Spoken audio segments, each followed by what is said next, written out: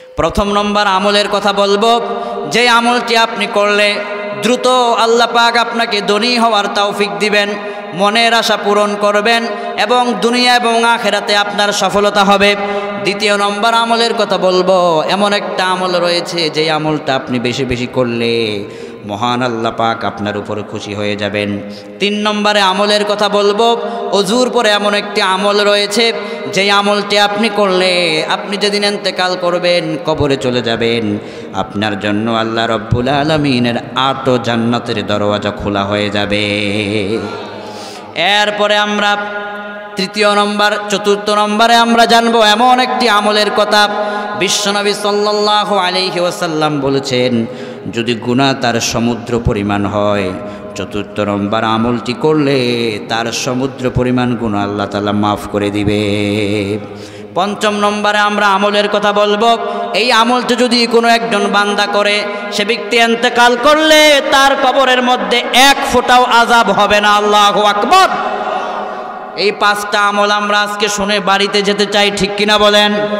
এই 5টা আমল আমাদের জানার দরকার আছে না নাই? জীবনে তো প্রচুর ওয়াজ শুনলাম, ওয়াজ শোনার পরে যদি আমল করতে না পারি, যদি আখেরাতে কিছু নিয়ে না যেতে পারি, আল্লাহর সামনে আমরা যেদিন দাঁড়ায় যাব, আল্লাহ আমাদেরকে প্রশ্ন করবেন। আল্লাহ বলবেন, 60, 70, 80, 40, 50 বছরের হায়াত আমি তোমাকে দিয়েছিলাম, কি নিয়ে এসেছো তুমি আমার জন্যে? আমার জন্য তুমি কি নিয়ে এসেছো?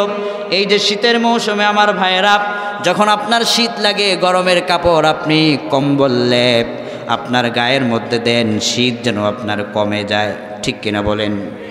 আপনি যেদিন কবরে চলে যাবেন, ওই কবরের ভিতরে আপনার কম্বল দিবে কে? এই চিন্তা আপনি কখনো করেছেন কিনা? এই শরীরটা আপনাকে আল্লাহ পাক কত সুন্দর করে বানালেন। হে যুবক, তোমাকে আল্লাহ পাক যৌবনের সৌন্দর্য কতটুকু আল্লাহ তাআলা দান করে দিলেন। তুমি একদিন মারা যাবে, তুমি একদিন লাশ হবে, তোমাকে একদিন গোসল দেওয়া হবে, তোমাকে একদিন মাটির নিচে দাফন করা হবে, তোমাকে একদিন কাফনের কাপড় পরানো হবে, তোমাকে একদিন জীবনের শেষ নামাজ জানাজা আদায় করে দেওয়া হবে। এই দুনিয়ার সবাই তোমাকে ভুলে যাবে, ওই সমস্ত মানুষগুলো নাজাত পেয়ে যাবে যারা এই 5টা নেক আমল নিয়ে কবরে যাবে। আল্লাহু আকবার। 1 নম্বরের আমলের কথা বলছিলাম, যে আমলটি আপনি করলে দুনিয়া আখেরাতে আপনাকে সফলতা দিবেন কে? যে আমলটি আমার ভাইয়েরা বুখারীর হাদিস গবেষণা করে দেখলাম, এই আমলটি স্বয়ং বিশ্ব নবীজি অধিক পরিমাণে করতেন। সুবহানাল্লাহ। নবীজি যে আমল করেছেন, এই আমলের মধ্যেই মুক্তি, ঠিক কিনা বলেন? নবীজি যে আমল করেছেন, ওই আমলের মধ্যেই নাজাত। নবীর বাহিরে গেলেই বিপদ আছে না নাই? নবীর পথেই মুক্তি, নবীর পথেই শান্তি, নবীর পথের বাহিরে গেলেই বিপদ। প্রথম নম্বর আমল হলো, বিশ্বনবী সাল্লাল্লাহু আলাইহি ওয়াসাল্লামের এই হাদিসটি বর্ণনা করেছেন হযরত আনাস রাদিয়াল্লাহু তাআলা আনহু, সহিহ বুখারী 2য় খণ্ড কিতাবুদ দাওয়াতের হাদিস। আল্লাহর হাবিব সাল্লাল্লাহু আলাইহি ওয়াসাল্লামের হাদিস বর্ণনা করেছেন হযরত আনাস রাদিয়াল্লাহু তাআলা আনহু, আন আনাস রাদিয়াল্লাহু আনহু قال كان أكثر دعاء النبي صلى الله عليه وسلم اللهم ربنا آتنا في الدنيا حسنة وفي الآخرة حسنة وقنا عذاب النار। পারি তো আমরা সবাই? পড়ি আমরা, اللهم ربنا آتنا في الدنيا حسنة وفي الآخرة حسنة وقنا عذاب النار। হযরত আনাস রাদিয়াল্লাহু তাআলা আনহু বলছেন, আমি বিশ্বনবীর দরবারে 10 বছর খেদমত করেছি। خدمت رسول الله صلى الله عليه وسلم 10 سنين فما قال لي أف قط وما قال لشيء صنعته لما صنعته ولا لشيء تركته لما تركته وكان رسول الله صلى الله عليه وسلم من أحسن الناس خلقا। দুনিয়ার মানুষেরা, বিশ্বনবীর দরবারে আমি আনাস 10 বছর খেদমত করেছি। 10 বছরের ভিতরে বিশ্বনবীজি আমি আনাসকে 1 সেকেন্ডের জন্য ধমক দিয়া কথা বলেন নাই। সুবহানাল্লাহ। আমি নবীজির দরবারে থেকে নবীজির আমলটা আমার চোখে দেখেছি। আমরা বললাম, আনাস আপনি কি আমল দেখেছেন? হযরত আনাস রাদিয়াল্লাহু তাআলা আনহু বলছেন, বিশ্ব নবীজি অধিকাংশ সময় এই দোয়াটা পড়তেন, আল্লাহুম্মা রাব্বানা আতিনা ফিদ দুনিয়া হাসানা ওয়া ফিল আখিরাতি হাসানা ওয়া কিনা আযাবান নার। এই আমলটা যদি যে ব্যক্তি অধিক পরিমাণে করবে, দুনিয়া এবং আখেরাতের সফলতার উচ্চ চেয়ার আল্লাহ পাক ওই ব্যক্তিকে দান করে দিবে। দোয়ার মাধ্যমে আল্লাহ রাব্বুল আলামিন, বুখারীতেও হাদিসটা আছে, কোরআনে কারীমের 2 নম্বর সূরা সূরাতুল বাকারার মধ্যেও এই দোয়াটি আল্লাহ পাক কোট করে দিয়েছেন। আল্লাহ পাকের কাছে দোয়াটি হলো এই, আল্লাহুম্মা রাব্বানা আতিনা ফিদ দুনিয়া হাসানা, রব্বুল আলামিন তুমি দুনিয়া এবং আখিরাতের হাসানা দাও, দুনিয়া এবং আখিরাতের কল্যাণ আমাদেরকে দান করো, ওয়া ফিল আখিরাতি হাসানা, আখিরাতের কল্যাণ দান করো, ওয়া কিনা আযাবান নার, জাহান্নামের কঠিন আযাব থেকে তুমি আমাদেরকে নাজাত দান করে দাও। দুনিয়ার হাসানা কি? দুনিয়ার কল্যাণটা কাকে বলে? বিশ্বনবীর এই হাদিস ব্যাখ্যার ভিতরে মুহাদ্দিসিন কেরাম ব্যাখ্যা করেছেন, দুনিয়ার হাসানা হলো একজন মানুষকে চলতে গেলে একটা ভালো একটা বাড়ি লাগবে, ভালো একটা থাকার জন্য তার একটা ঘর লাগবে, সুন্দরী একটা স্ত্রী লাগবে। যারা যুবক তোমরা বিয়ে করো নাই, যদি এই আমলটা বেশি পরিমাণে করো, তোমাকে আল্লাহ রব্বুল আলামিন সুন্দরী রূপবতী একটা স্ত্রী আল্লাহ তোমাকে দান করে দিবে।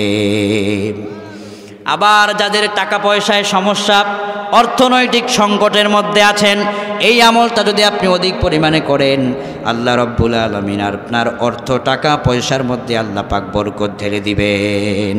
যারা ব্যবসা করেন, ব্যবসার উন্নতি নাই, এই আমলটা আপনি বেশি পরিমাণে করেন, আপনার ব্যবসার ভিতরে উন্নতি করে দিবেন কে? আবার যে ব্যক্তি, আমার ভাইয়েরা, মা বোনেরা যারা আছেন, আমার মা বোনেরা, মনের আশা পূরণ হয় না, এই আমলটা আপনি অধিক পরিমাণে করেন। আল্লাহর হাবিব বলেছেন, দুনিয়ার ভিতরে যত কল্যাণ আছে, দুনিয়ার ভিতরে যত হাসানা আছে, এই আমলটা করলে আল্লাহ তাকে তত কল্যাণ তত হাসানা দিয়ে ধন্য করে দিবে। এরপরে হচ্ছে ওয়াকিনা আযাবান নার। এই দোয়ার শেষের দিকে রয়েছে, আল্লাহ জাহান্নামের কঠিন ভয়াবহ আযাব থেকে তুমি আমাদেরকে নাজাত দাও।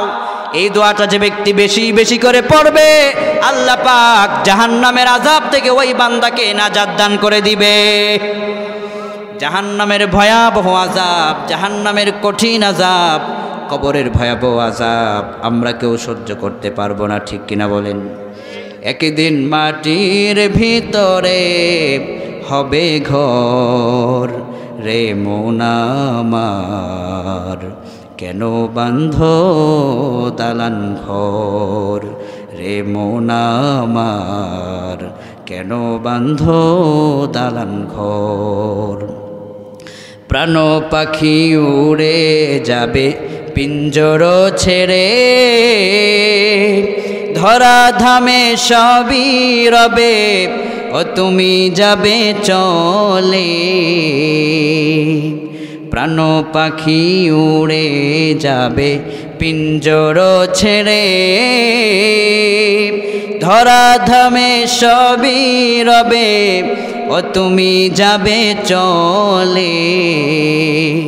ও তোমার বন্ধু বান্ধব যত, মাতা পিতা দ্বারা শত, ও তোমার বন্ধু বান্ধব যত, মাতা পিতা দ্বারা শত, সকলেই হবে তোমার পর, রে মন আমার কেন বান্ধ দালান ঘর, রে মন আমার কেন বান্ধ দালান ঘর। একদিন মাটির ভিতরে হবে ঘর, রে মন আমার কেন বান্ধ দালান ঘর, রে মন আমার কেন বান্ধ দালান ঘর। ঠিক কিনা বলেন? এই দোয়াটা আপনি যত বেশি পড়বেন, আহারে দুনিয়ার ভিতরে আপনি গরিব হতে পারেন, এই আমলটা যারা বেশি বেশি করে করবে, লোকটা গরিব হলেও কবরে গেলে আল্লাহ পাক জান্নাতের মেহমান করে কবরের আযাব থেকে বাঁচায়া তাকে ধনী বানায়া দিবেন। এই জন্য প্রথম নম্বর আমল হলো বেশি বেশি পরিমাণে আমরা দোয়াটা কি পড়ব? আল্লাহুম্মা রাব্বানা আতিনা ফিদ দুনিয়া হাসানা ওয়া ফিল আখিরাতি হাসানাতাও ওয়া কিনা আযাবান নার। এই দোয়াটা আমরা পড়লে কি হবে? ধন সম্পদে বরকত হবে, দুনিয়া আখিরাতের কল্যাণ হবে। যারা বিবাহ করে নাই তাদের জন্য সুন্দরী রূপবতী স্ত্রী আল্লাহ দান করে দিবেন। যাদের ব্যবসায় উন্নতি নাই তাদের ব্যবসায় উন্নতি দান করে দিবেন। এই আমলের মধ্য দিয়ে আল্লাহ পাক জাহান্নামের আযাব থেকে সবাইকে বাঁচায় দিবেন, পড়ি আমিন। এবার আমরা 2 নম্বর আমলের দিকে যাব। এখন যে আমলের কথা বলবো, এই আমলটা যদি কোনো ব্যক্তি করে, স্বয়ং আরশের মালিক আল্লাহ ওই বান্দার প্রতি খুশি হয়ে যাবে।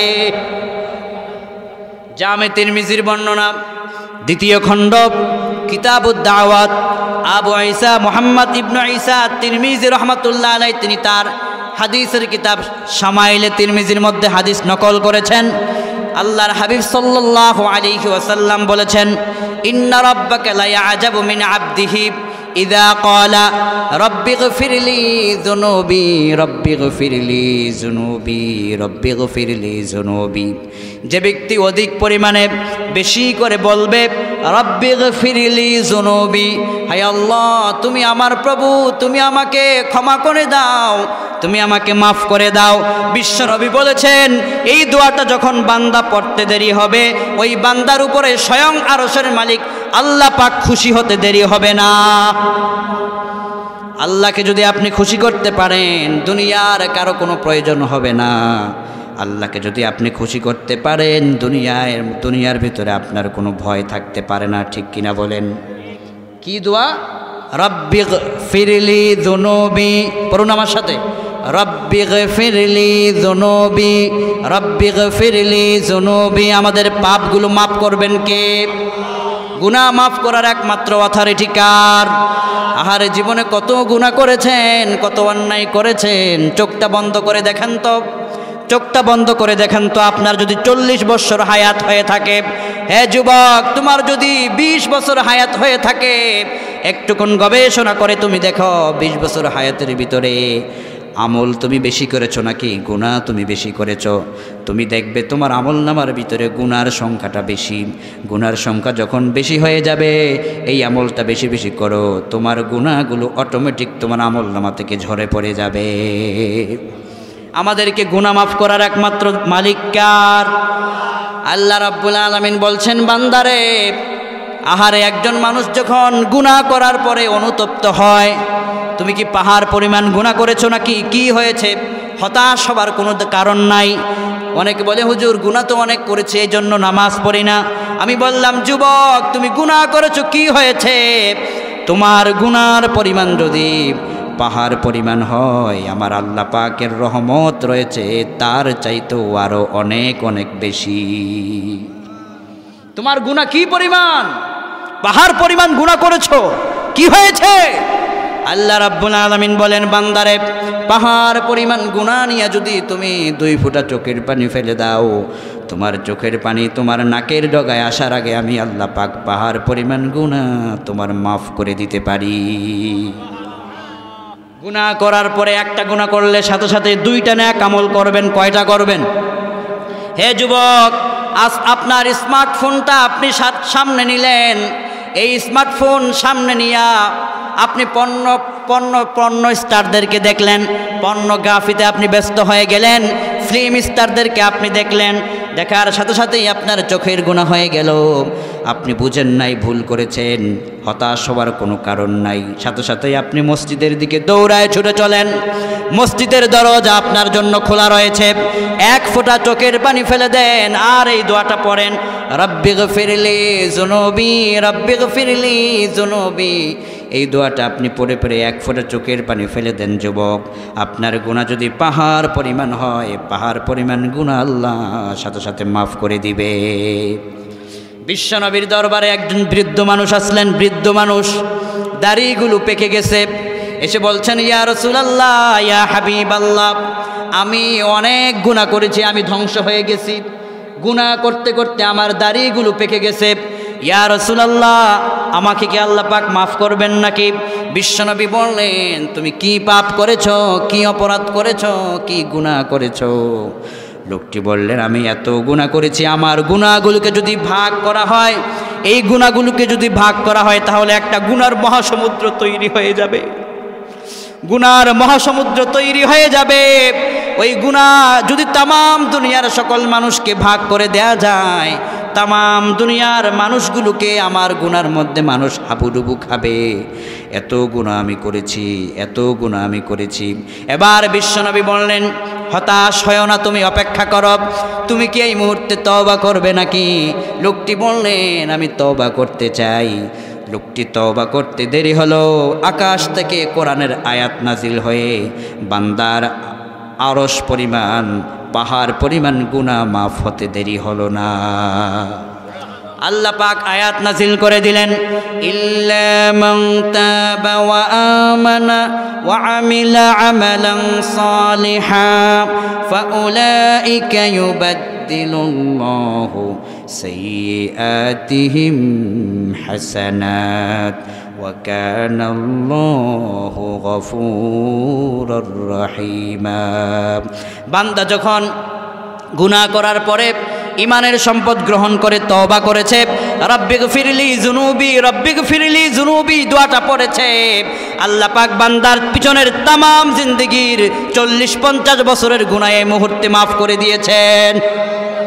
আহারে, আল্লাহ পাক আমাদেরকে কত ভালোবাসেন দেখেন, শুধু তো গুনাহ মাফ করেন নাই, ইউবাদদিলুল্লাহু সাইয়্যাতিহিম হাসানাত।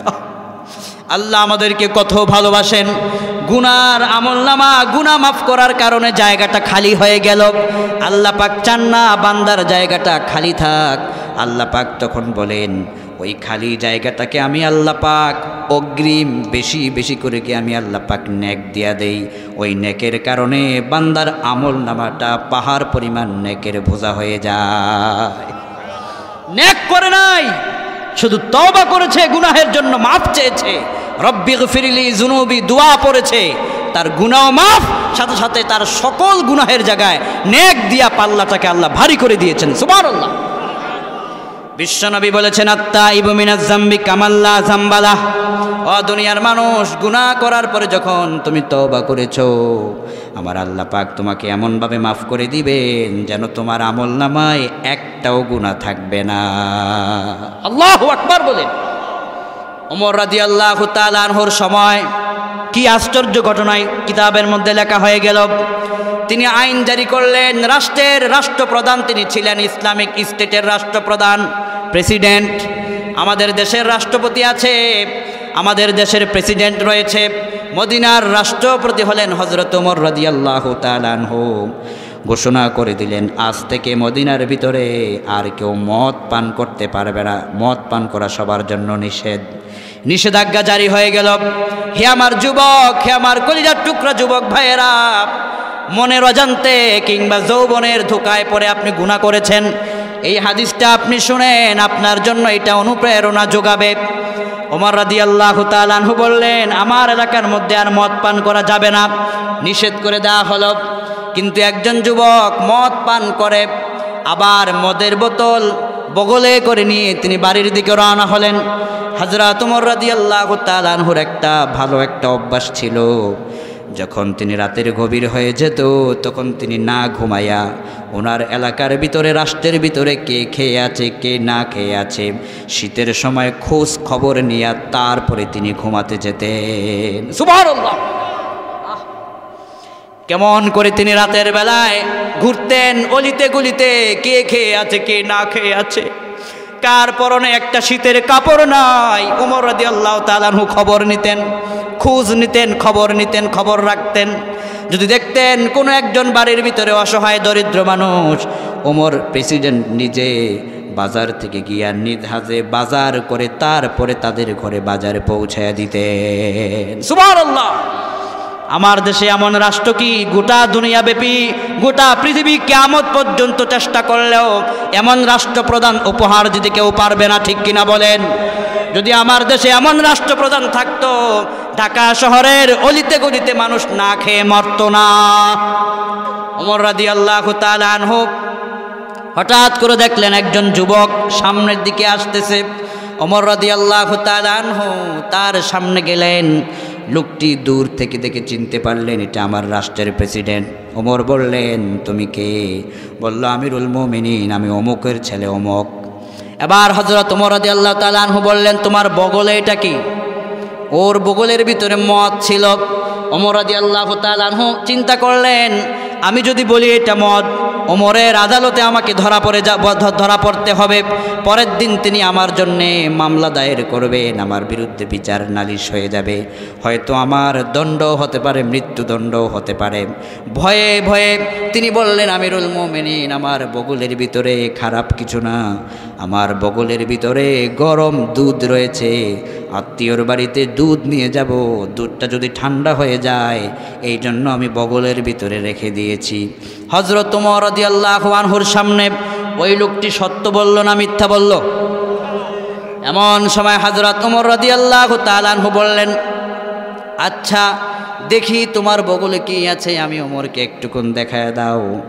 এবার ধরা পড়ল কি পড়ল না সবাইকে বলতে হবে। হঠাৎ করে বগল থেকে লোকটা ভয়ে ভয়ে বোতলখানা বের করলো। বের করার পরে দেখে ওইটা আর দুধের, ওইটা আর মদের বোতল নয়, সত্যি ওইটা দুধের বোতল হয়ে গেছে। ওমর রাদিয়াল্লাহু তাআলা আনহু বললেন, যাও। লোকটা চিন্তা করলো, এটা তো আমার মদের বোতল ছিল, এটা দুধের বোতল হইল কেমনে? ওমর রাদিয়াল্লাহু তাআলা আনহুর কাছে লোকটি দৌড়ে চলে আসলো। আমিরুল মুমিনিন, আমার ভয় হয়েছে, আমার একটা কথা আপনার কাছে আছে। বলে, কি কথা? আমিরুল মুমিনিন, আমি আজকে আপনার সাথে একটা মিথ্যা কথা বলেছি। বলে, কি মিথ্যে বলেছ? আমিরুল মুমিনিন, রাষ্ট্রপ্রধান, আজ আমার বগলের বোতলের ভিতরে তো মদ ছিল, আমি বলেছিলাম এটা মদ নয়, দুধের বোতল, কিন্তু ঠিকই কিছুক্ষণ পরে যখন টেনে দেখলাম ওটা দুধের বোতল হয়ে গেল। আমিরুল মুমিনিন বললেন, তুমি কি এর মাঝখানে কারো সঙ্গে কিছু বলেছ কিনা? লোকটি বলল, আমিরুল মুমিনিন, আমি মনে মনে আমার আল্লাহর সাথে একটু কথা বলেছিলাম, আমি আমার আল্লাহর সঙ্গে কথা বলেছিলাম। আমিরুল মুমিনিন বললেন, কি কথা তুমি বলেছ? আমাকে একটু শোনাও, আমিও সেই কথা বলবো। এবার ওই যুবক বলল, আমিরুল মুমিনিন, আমি সেদিন মনে মনে বললাম, রব্বুল আলামিন, আজ যদি তুমি আমাকে ওমরের হাত থেকে বাঁচায় দাও, জীবনে কোনোদিন আমি আরো গুনাহ করব না, মদ পান করব না। আল্লাহ পাক এই কথার কারণে আমার দোয়া কবুল করে মদের বোতলকে দুধের বোতল বানায়া দিয়েছে। হে আমার যুবক, ওই যুবক যদি কঠিন মুহূর্তে আল্লাহর কাছে সাহায্য চাওয়ার কারণে মদের বোতল দুধের বোতল হয়ে সে ক্ষমা পেতে পারে, তুমি আমিও আমল করার মধ্য দিয়ে ক্ষমা পেতে পারি, ঠিক কিনা বলেন? এই জন্য ক্ষমা পাওয়ার জন্য, আল্লাহকে খুশি করার জন্য বেশি পরিমাণে এই দোয়াটা পড়ব, রব্বিগফিরলি যুনুবি, রব্বিগফিরলি যুনুবি, রব্বিগফিরলি যুনুবি। আল্লাহ কবুল করুক, বলি আমিন। 3 নম্বরে আমলের কথা বলেছিলাম, আমরা প্রত্যেকেই অজু করি। অজু করার সময় এমন একটা আমল রয়েছে, যদি এই আমলটা আপনি সব সময় করেন, আপনি যেদিন ইন্তেকাল করবেন, মরার পরে আপনার জন্য আমার আল্লাহ পাকের জান্নাতের 8টা দরওয়াজা আপনার জন্য আল্লাহ খুলে দিবেন। আমরা দৈনিক 5 ওয়াক্ত নামাজের সময় অজু করি কি করি না? আল্লাহ রাব্বুল আলামিন বলছেন, ইয়া আইয়ুহাল্লাযীনা আমানু ইযা কুমতুম ইলাস সালাতি ফাগসিলু ওয়ুজুহাকুম ওয়া আইদিয়াকুম ইলাল মারাফিক ওয়ামসাহু বিরুউসিকুম ওয়া আরজুলাকুম ইলাল কা'বাইন।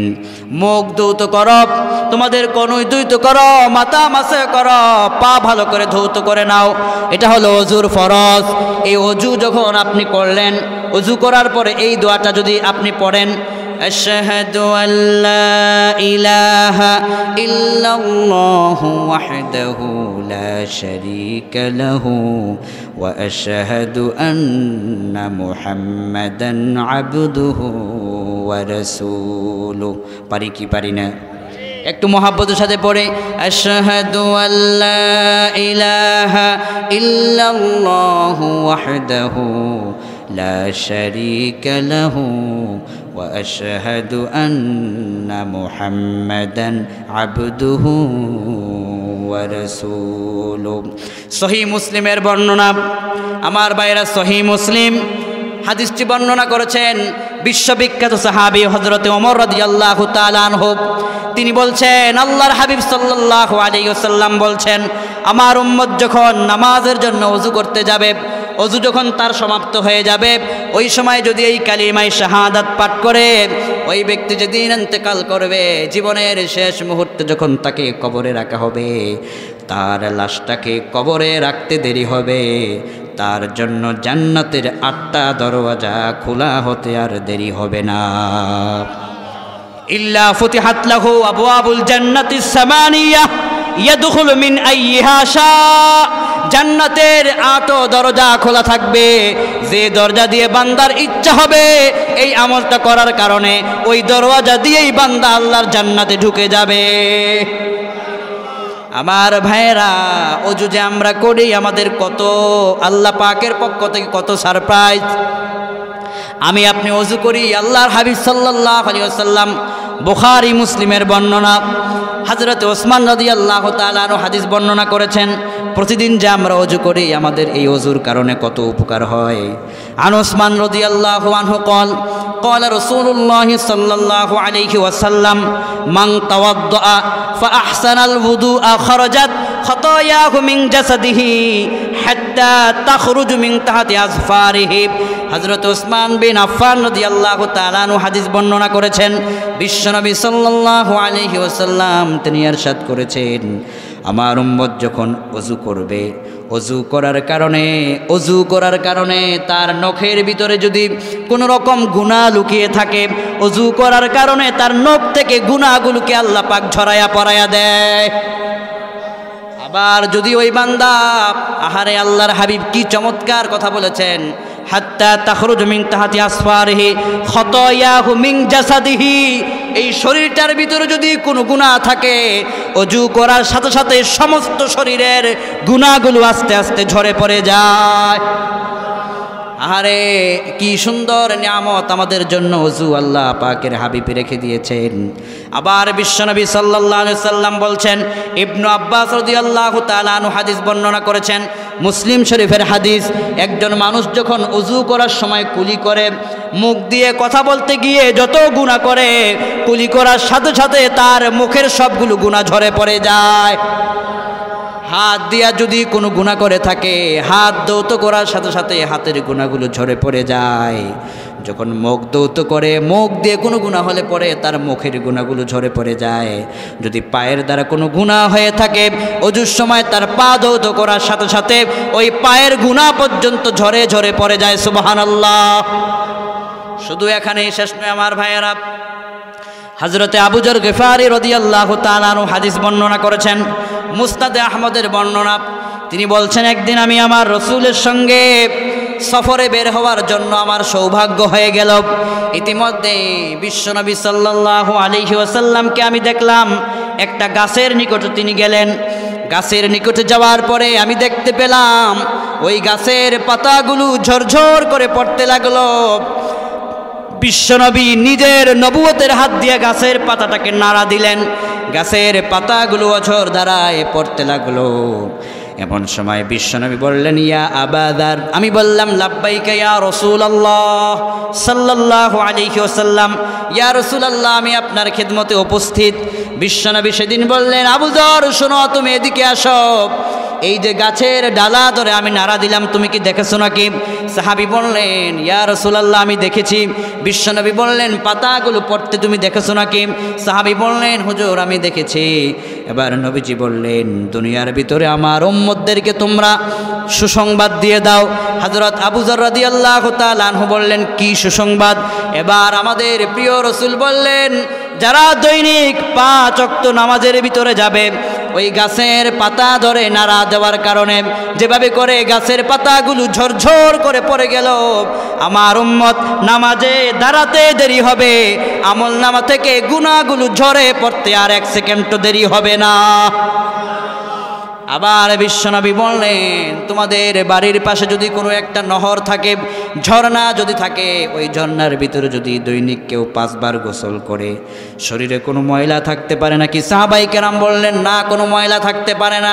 বিশ্বনবী বললেন, কোনো একজন বান্দা যদি দৈনিক 5 ওয়াক্ত নামাজ পড়ে, 5 ওয়াক্ত নামাজ পড়ার কারণে, ওযু করার কারণে, ওযুর পরে কালিমায়ে শাহাদাত পড়ার কারণে তার তামাম সারা 24 ঘন্টার গুনাহগুলো ঝরে ঝরে পড়ে যায়। এই জন্য আমরা ওযু শেষে এই আমলটা করব, কালিমায়ে শাহাদাত। এই আমলটা আমরা করলে পরে জান্নাতের 8 দরওয়াজা আপনার জন্য রেডি হয়ে যাবে। সুবহানাল্লাহ। কালিমায়ে শাহাদাত পারি তো সবাই? এই আমলটা ওযু শেষে আমরা করার চেষ্টা করব, বলুন ইনশাআল্লাহ। এরপরে 4 নম্বর আমল, 4 নম্বর আমল, আপনি যদি বলেন হুজুর আমার গুনাহ তো সমুদ্র পরিমাণ হয়ে গেছে, আপনার এই প্রশ্নের জবাব সহিহ বুখারী 2য় খণ্ডের ভিতরে দেওয়া হয়েছে। কোনো একজন মানুষ যদি সমুদ্র পরিমাণ গুনাহ নিয়া এই আমলটা যদি দৈনিক 100 বার করতে পারে, তার গুনাহ সমুদ্র পরিমাণ থাকলেও আল্লাহ পাক তার গুনাহ মাফ করে দিবে।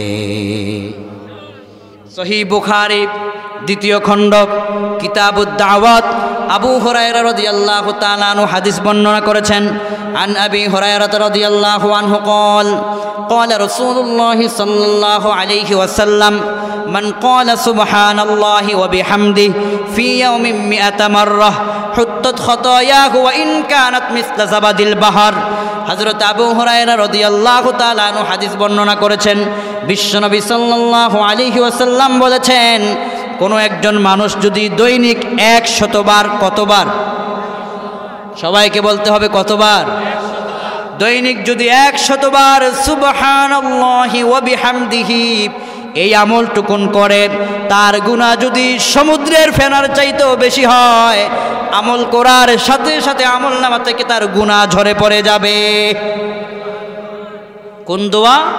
সুবহানাল্লাহি ওয়া বিহামদিহি, সুবহানাল্লাহি ওয়া বিহামদিহি, সুবহানাল্লাহি ওয়া বিহামদিহি।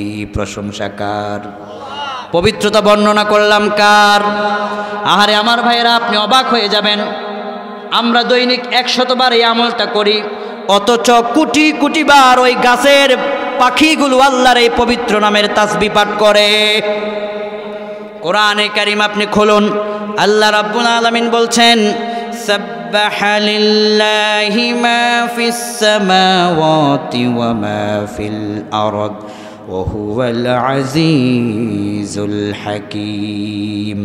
আসমানে যা আছে, জমিনে যা আছে, গোটা দুনিয়াতে যা আছে, পানিতে যা আছে, গাছের ভিতরে ছোট্ট ছোট্ট বাসার ভিতরে অনেক পাখি আছে না নাই? আল্লাহ পাক কোরআনের ভিতরে কি স্পষ্ট বক্তব্য দিয়েছেন, গাছের ভিতরে ছোট্ট ছোট্ট বাসার ভিতরে ওই পাখিগুলো যখন কিচিরমিচিরি ডাকে, পাখি কিচিরমিচিরি করে না, আল্লাহর সুবহানাল্লাহ নামের পবিত্র নামের তাসবিহ পাঠ করে। আল্লাহু আকবার বলেন। আবার তোমার ওই সমুদ্রের ভিতরে যত প্রাণীগুলো আছে তুমি দেখতে পারো, ওই প্রাণীগুলো আল্লাহ পাকের পবিত্র নামের সুবহানাল্লাহ তাসবিহ পাঠ করে। আসমানে যত আছে, জমিনে যত আছে।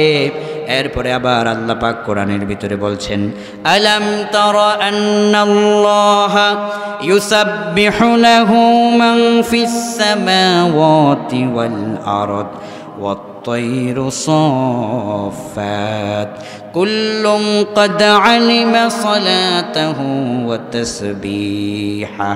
আল্লাহ পাক বলছেন, তোমরা কি তাকায় দেখো না, ওই যে পাখিগুলো আকাশের ভিতরে উড়ে উড়ে যায়, ওই পাখিটা উড়ে উড়ে আমার আল্লাহ পাকের পবিত্র নামের তাসবিহ পাঠ করে, আল্লাহ পাক স্বয়ং শুনতে পান। কিন্তু তোমরা দেখো না, তোমরা জানো না, তোমরা বুঝো না। ফজরের নামাজের সময় আজান হওয়ার আগেই দেখবেন গাছের ডালে ডালে পাখিগুলো ডাকতে থাকে, ঠিক কিনা বলেন? আহারে কি সুন্দর করে ফজরের সময় কুহু কুহু করে ওই পাখির কণ্ঠের ভিতরে কণ্ঠ ভেসে ওঠে।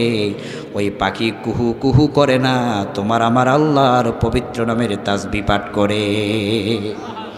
এরপরে আল্লাহ রাব্বুল আলামিনকে আমরা বললাম, আল্লাহ আপনার তাসবিহ তো আমরা পড়ব, এই দোয়াটা দৈনিক সুবহানাল্লাহি ওয়া বিহামদি 100 বার পড়ব, আর আপনাকে আর কেউ তাসবিহ পাঠ করে নাকি?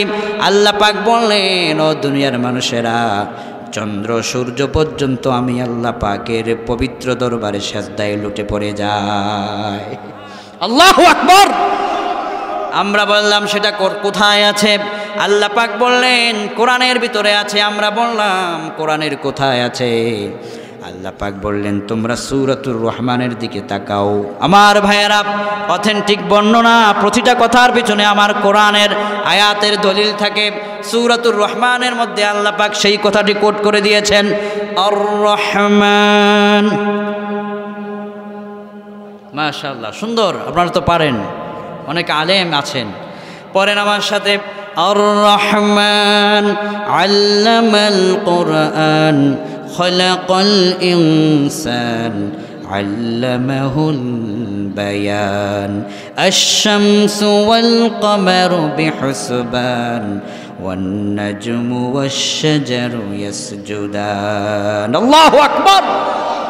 দামে আল্লাহ রাব্বুল আলামিন কোরআন শিক্ষা দিয়েছেন, মানবতাকে তিনি সৃষ্টি করেছেন।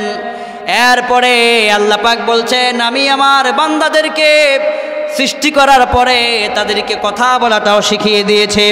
ও দুনিয়ার মানুষ, তোমরা যদি একটুকুন লক্ষ্য করে দেখো, আশ-শামসু ওয়াল কমারু বিহুসবান, চন্দ্র সূর্য আল্লাহ পাকের হিসাব মতো চলে। ওয়ান নাজমু ওয়াশ-শাজারু ইয়াসজুদান, তৃণলতা, ওই যে গাছ গাছালি, সবাই আল্লাহ পাকের পবিত্র দরবারে সেজদায় লুটে পড়ে থাকে। আল্লাহু আকবার বলেন। বিজ্ঞানীরা আফ্রিকার জঙ্গল ভ্রমণ করেছিলেন, অনেক অনেক জঙ্গল ভ্রমণ করেছিলেন বিজ্ঞানীরা।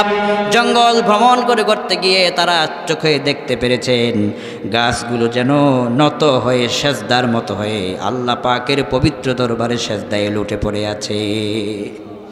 আল্লাহু আকবার বলেন। আমার আল্লাহর পবিত্রতা বর্ণনা করে সবাই, আমার আল্লাহ পাকের মহিমা বর্ণনা করে সবাই। এই জন্য আমরাও সুবহানাল্লাহি ওয়া বিহামদি, তার পবিত্রতা বর্ণনা করব তার প্রশংসার সাথে। এই দোয়াটা দৈনিক 100 বার। কতবার? এই দোয়াটা দৈনিক 100 বার যে ব্যক্তি বলবে, হুত্তাত খতায়াহু ওয়া ইন কানাত মিসলা যাবাদিল বাহার, যদি তার গুনাহ সমুদ্র পরিমাণ হয়ে যায়, সাথে সাথে আমলনামা থেকে তার গুনাহগুলো আল্লাহ পাক ঝরায়া পড়ায়া দিবেন। এরপরে আমরা পঞ্চম নম্বর আমলটা যদি আপনি করতে পারেন, মরার পরে এই আমল করার কারণে আপনার কবরে এক ফোঁটাও আযাব হবে না। সুবহানাল্লাহ। এই আমলটা আমাদের সবার দরকার আছে না নাই? আমাদেরকে তো একদিন মরতে হবে, ঠিক কিনা বলেন? মাটির কবরেতে একদিন আমাদের সবাইকে যেতে হবে। কত মানুষের জানাজার নামাজ পড়লাম, একদিন আমাদের জানাজার নামাজ মানুষেরা পড়বে, ঠিক কিনা বলেন? কত জানাজার পড়েছি নামাজ, দিয়েছি কত দাফন, কত জানাজার পড়েছি নামাজ,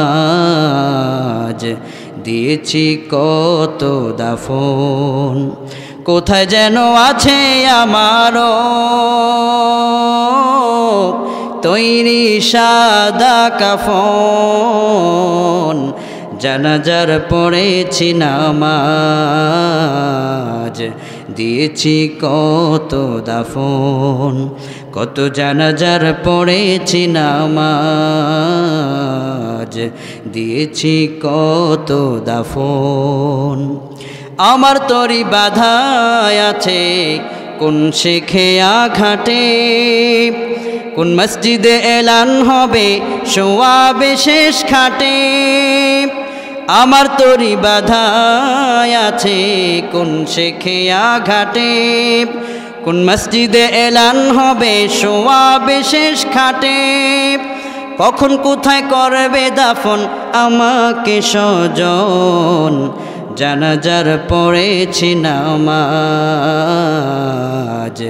দিয়েছি কত দাফন, কত জানাজার পড়েছি নামাজ, দিয়েছি কত দাফন। ঠিক কিনা বলেন? একদিন আমার জানাজা হবে, কবরে রাখা হবে। বিশ্বনবী বললেন এই আমলটা যদি তোমরা করো হে যুবক, এক ফোঁটাও কবরে আযাব হবে না। বিশ্বনবীর হাদিস। আমরা বললাম সেটা কোন আমল? বিশ্বনবী বললেন আমি আমার পবিত্র জবানে তোমাদেরকে বলে দিয়েছি। সহিহ জামে তিরমিজির বর্ণনা, আল্লাহর হাবিব এর হাদিসটি বর্ণনা করেছেন হযরত আবু হুরায়রা রাদিয়াল্লাহু তাআলা আনহু। عن أبي هريرة عن النبي صلى الله عليه وسلم قال إن سورة من القرآن 30 آية। ও দুনিয়ার মানুষেরা, কোরআনের ভিতরে এমন একটি সূরা আছে যেই সূরাটিতে আল্লাহ পাক 30 খানা আয়াত দিয়েছেন। কয়খানা আয়াত? আমরা বললাম সেটা আবার কোন সূরা? বিশ্বনবী বললেন হিয়া সূরাতু তাবারাকাল্লাযী বিয়াদিহিল মুলক। তো সূরাতুল মুলক যদি কোনো ব্যক্তি কন্টিনিউ সব সময় প্রতিদিন একবার করে রাতে পাঠ করতে পারে, ওই ব্যক্তি যেদিন ইন্তেকাল করবে তার কবরের ভিতরে এক ফোঁটাও আযাব হবে না। এই হাদিসটার সমর্থনে জামে তিরমিজির ভিতরে ইবনে আব্বাস রাদিয়াল্লাহু তাআলা আনহু আরেকটি হাদিস নকল করেছেন। কি চমৎকার একটা কবরের ঘটনা বর্ণিত হয়েছে। একদিন আল্লাহর হাবিবের একজন সাহাবী তিনি তাবু গাড়লেন। তাবু গাড়তে গিয়ে তিনি কবরের উপরে তিনি তার তাবুকে তিনি গেড়ে দিলেন। তিনি জানতেন না যে ওই জায়গাটা কবর। হঠাৎ করে তাবুর ভিতর তিনি আরাম করতেছিলেন। হঠাৎ করে অলৌকিকভাবে কবরের পাশ থেকে আল্লাহর কোরআনে কারীম তেলাওয়াতের আওয়াজ তিনি শুনতে পেলেন। কোরআনের অলৌকিক আওয়াজ তিনি শুনতে পেলেন। সেই আয়াতটুকুন, সেই সূরাটুকুন অন্য কোনো আয়াত ছিল না, সেটা ছিল সূরাতুল মুলকের তেলাওয়াত। নবীজির কাছে এসে বললেন হুজুর আমি কবরের পাশে সূরাতুল মুলকের তেলাওয়াত শুনেছিলাম। বিশ্বনবী বললেন সাহাবী, ও আমার সাহাবী, হিয়াল মানিআতু হিয়াল মুনজিয়াতু তুনজিহি মিন আযাবিল কবর। এই সূরাতুল মুলক এমন একটা সূরা, এই সূরাটা যে ব্যক্তি তেলাওয়াত করবে তার কবরের ভিতরে বিন্দু পরিমাণ আযাব হতে পারে না। যদি আপনি প্রতিদিন রাতে এই সূরাটুকুন আপনি তেলাওয়াত করেন, যেদিন আপনি মরে যাবেন কবরের ভিতরে আপনার লাশটা রাখা হবে। আল্লাহর হাবিব বলেছেন একজন মানুষকে যখন কবরের ভিতরে রাখা হয়, কবরের ভিতরে আযাবের ফেরেশতা সর্বপ্রথম কোন দিক থেকে আসে? কোন দিক থেকে আযাবের ফেরেশতারা আসেন? ইমাম তিরমিজি হাদিসটি বর্ণনা করেছেন। বর্ণনাকারী হচ্ছেন হযরত আবু হুরায়রা রাদিয়াল্লাহু তাআলা আনহু। তিনি বলছেন আল্লাহর হাবিব বলেছেন কবরের ভিতরে আযাবের ফেরেশতা সর্বপ্রথম আসে পায়ের দিক থেকে। কোন দিক থেকে? পায়ের দিক থেকে আযাবের ফেরেশতা আসবে। আযাব দেওয়া যখন শুরু হয়ে যাবে এমন সময় অলৌকিক আওয়াজ শুরু হবে, হে জাহান্নামের ফেরেশতা, এই বান্দাকে আযাব দেওয়া যাবে না, এই বান্দার পক্ষে আমি আল্লাহর কোরআন দাঁড়ায় গেলাম। আযাব চলে যাবে তার মাথার দিক থেকে।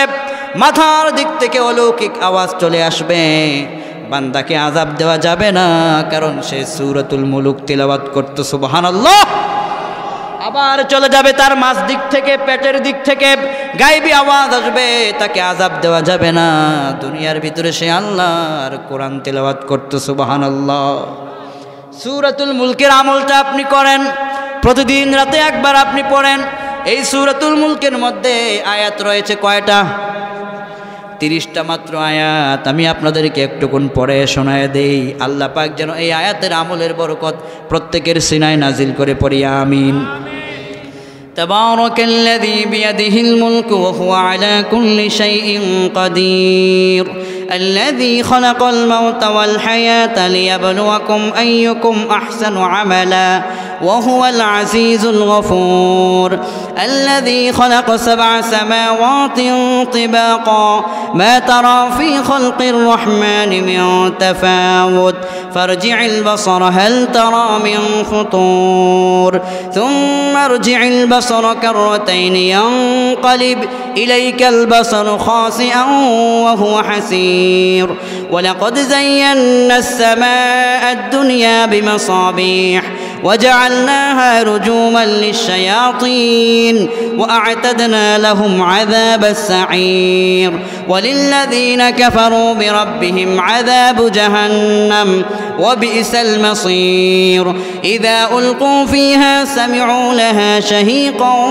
وهي تفور تكاد تميز من الغيظ كلما ألقي فيها فوج سألهم خزنتها ألم يأتكم نذير الله أكبر বলেন এই সূরাটা আপনি দৈনিক কয়বার পড়বেন রাতের ভিতরে একবার পড়বেন আল্লাহ পাক আপনার কবরের ভিতরে এক ফোঁটা পরিমাণ আযাব হবে না সুবহানাল্লাহ আমার ভাইরা এই সূরাটা কোরআন কারীমের 29 নম্বর পারার 1 নম্বর পৃষ্ঠার ভিতরে আপনি পেয়ে যাবেন এই আমলটা আমরা সব সময় কন্টিনিউ করব আল্লাহ তৌফিক দান করুক বলি আমিন Rose TV 24 Enjoy by listening to the Holy Quran